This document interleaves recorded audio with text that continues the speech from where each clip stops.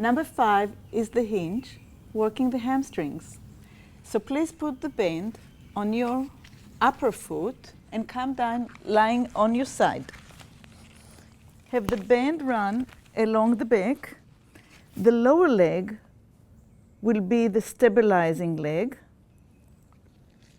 Flex the foot, hold the band with 2 hands, and start lengthening the leg slowly, hinging from the knee. And remember that the slower you work, the stronger you'll get, so don't rush through it.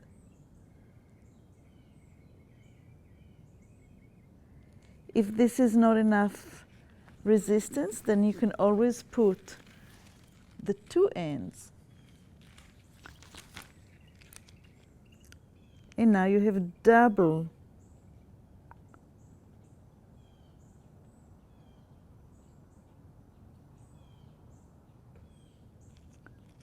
And you're ready for the other side.